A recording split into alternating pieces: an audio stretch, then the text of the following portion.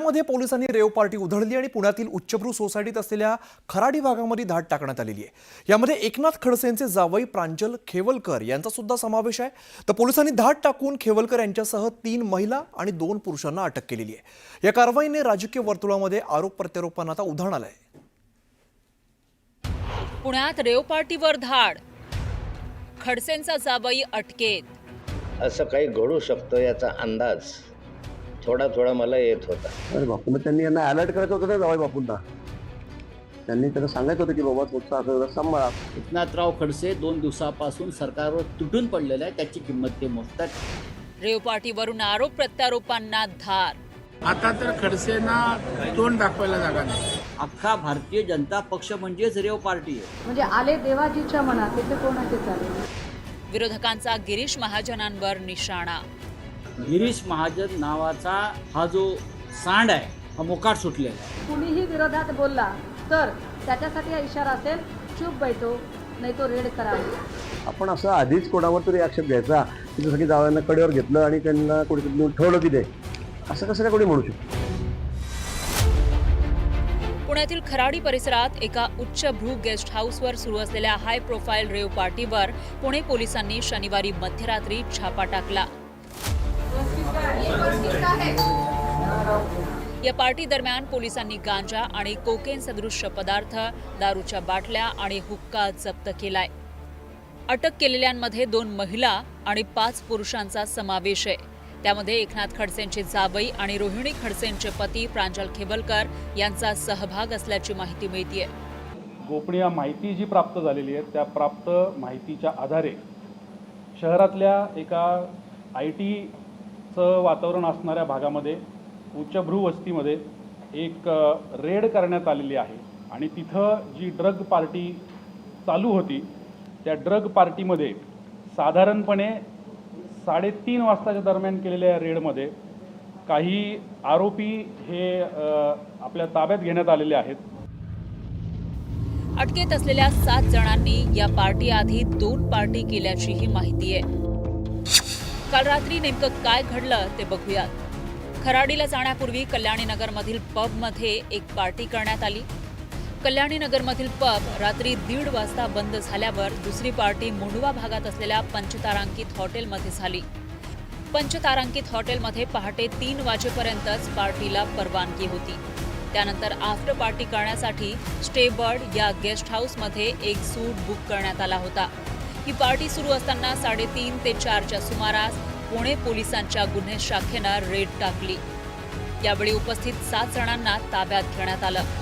घटनास्थळावरून दारूच्या बाटल्या, गांजा आणि हुक्का पॉट पोलिसांनी जप्त केलाय।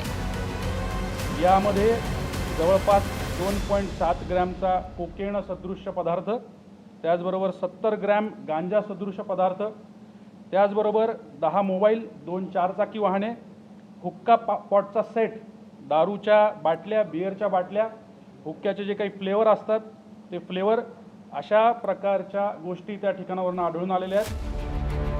पुण्यात झालेल्या या कारवाईनंतर विशेषतः त्यामध्ये खडसेंच्या जावयाचं नाव आल्यानंतर राजकीय वर्तुळात पडसाद उमटले नसते तरच नवल। अशी काहीतरी कारवाई होणार असं वक्तव्य करून खडसेंनी या कारवाईवरून प्रश्नचिन्ह उपस्थित केलंय। गेल्या काही दिवसामध्ये जे वातावरण सुरू आहे त्या वातावरणानुसार असं काही घडू शकतं याचा अंदाज थोडा थोडा मला येत होता की असं होऊ शकतं। कारण काही जण अत्यंत अडचणीमध्ये याच्यामध्ये आहे आणि त्या आता अंतिम टप्प्यामध्ये येण्यास बेतात। अरे बापू, मग त्यांनी यांना अलर्ट करायचं होतं ना जावई बापूंना। त्यांनी त्यांना सांगायचं होतं की बाबा तुमचा असं सांभाळा, असं काय असं होण्याची शक्यता आहे। मला वाटतं या गोष्टीला कुठे अर्थ नाहीये। जे झालंय ते आपण मान्य केलं पाहिजे आणि ठीक आहे, तपासाचा भाग आहे हा। कोणी चूक केली असेल तर तिच्या गळ्यात पडेल। मला असं वाटतं की नेहमी असंच बोलणं की काही झालं की यांनी केलं, काही झालं की त्यांनी केलं, काही झालं की हे षड्यंत्र आहे, मला वाटतं प्रत्येक वेळेला असं षड्यंत्र आपल्याशी कसं काय होतंय। खडसेंच्या जावयावरील कारवाईवरून विरोधकांनी सरकारवर जोरदार निशाणा साधला, तर सत्ताधाऱ्यांनी खडसेंना जोरदार टोले लगावले। एकनाथराव खडसे 2 दिवसापासून सरकारवर तुटून पडलेला आहे, त्याची किंमत ते मोजतात, त्याचं कुटुंब मोजतात। रेव पार्ट्या कोणाच्या होतात? आमचे आमदार आणि खासदार, मी परत सांगतो, 4 खासदार आणि 15 ते 16 आमदार हे भाजपच्या ह्या लोकांच्या हनी ट्रॅपमुळे गेले आणि त्याच्यामध्ये या नशेच्या पार्टीचाही संबंध आहे. नशेची पार्टी झाल्याशिवाय हनी ट्रॅप करता येत नाही. करेक्ट? हे सगळं भाजपने केलं आहे. हे सगळं भाजप निर्माण करतं. महाराष्ट्रात आधी संजय राऊत साहेब बोलत होते, मग राऊत साहेबांच्या अगदी मुलीच्या लग्नातल्या मेहंदीवाल्यापर्यंत ईडी CBI नामक यंत्रणा पोहोचली आणि राऊत साहेबांवर कारवाई झाली. मग काही काळानंतर नवाब मलिक बोलायला लागले. नवाब मलिकांवरही तशीच कारवाई झाली, त्यांच्या जावयावर कारवाई झाली आणि त्यांना आत टाकायचा कार्यक्रम झाला. आता खडसेंनी काही आरोप केलेले आहेत महाजनांवर आणि खडसेंनी आरोप केलेत. नेमकं 4 दिवसांपासून शीतयुद्ध चालू आहे आणि त्याच वेळेला आज प्रांजल खेवलकरवरची ही कारवाई होते. अंमली पदार्थावर बोलणं, नैतिकतेच्या गप्पा मारणं, जर घरातच अशा प्रकारची गोष्ट होत असेल तर त्या ठिकाणी आपल्याला कुठलाही नैतिक अधिकार त्या ठिकाणी उरत नाही. कारण आता एक बोट दुसऱ्याकडे दाखवत असताना 4 बोटं आज खडसेने स्वतःकडे त्या ठिकाणी ओढवून घेतलेले आहेत. गेले कित्येक दिवस हनी ट्रॅप प्रकरणी आरोप करणारे खडसे रेव पार्टीमध्ये जावयाचं नाव आल्यानंतर निश्चितच बॅकफूटवर केलेत. या प्रकरणी निष्पक्ष कारवाई व्हावी अशी मागणी त्यांनी केली आहे. ती खरी रेव पार्टी असेल आणि त्या रेव पार्टीमध्ये आमचे जावई जर त्या ठिकाणी गुन्हेगार असतील तर मी त्यांचं समर्थन करणार नाही. पण पोलीस यंत्रणेने या ठिकाणी प्रामाणिकपणे तपास करावा अशी अपेक्षा आहे. कारण बऱ्याचदा असं होतं की पोलीस काहीही करू शकतात, ही भावना जनमानसामध्ये आहे. त्या संदर्भामध्ये नीट फॉरेन्सिक लॅबचे रिपोर्ट आले पाहिजे, ब्लड रिपोर्ट आले पाहिजे आणि सर्व रिपोर्ट आल्यानंतर याच्यावर अधिक भाष्य करता येईल. एकूणच पुण्यातील या रेव पार्टीनं राजकीय विश्वात एकच खळबळ उडवली आहे. पुढचे काही दिवस यावरून सत्ताधारी आणि विरोधकांमध्ये आरोप प्रत्यारोपांचा कलगीतुरा रंगणार इतकं नक्की. अभिजित पोतेसह ब्युरो रिपोर्ट, न्यूज 18 लोकमत. मी आहे. राज्य महिला आयोगाच्या अध्यक्षा रुपाली चाकणकर यांनी रोहिणी खडसेंवर निशाणा साधलाय. पुण्यातील ड्रग्ज पार्टी प्रकरणी रोहिणी खडसेंचे पती प्रांजल खेवलकर यांना अटक झाली आहे. त्यावर रुपाली चाकणकर यांनी निशाणा साधलेला आहे. तर महाराष्ट्रामध्ये एवढं ड्रग्ज येतं कुठून असं ट्विट काही दिवसांपूर्वीच खडसेंनी केलं होतं. त्यावरूनही रुपाली चाकणकर यांनी निशाणा साधला.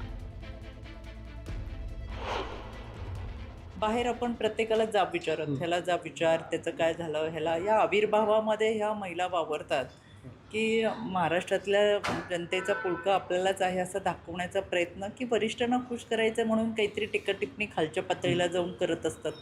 आज आपण पाहिलं आहे रेव पार्टीच्या निमित्तानं, मी काही वेगळं सांगायची गरज नाही, महाराष्ट्रानेच पाहिले आणि पोलिसांनी आपल्याला माहिती दिलेली आहे. युवा पिढी ही खरं तर कोणत्याही राज्याचा, देशाचा बुद्ध्यांक त्या युवा पिढीवरून मोजला जातो.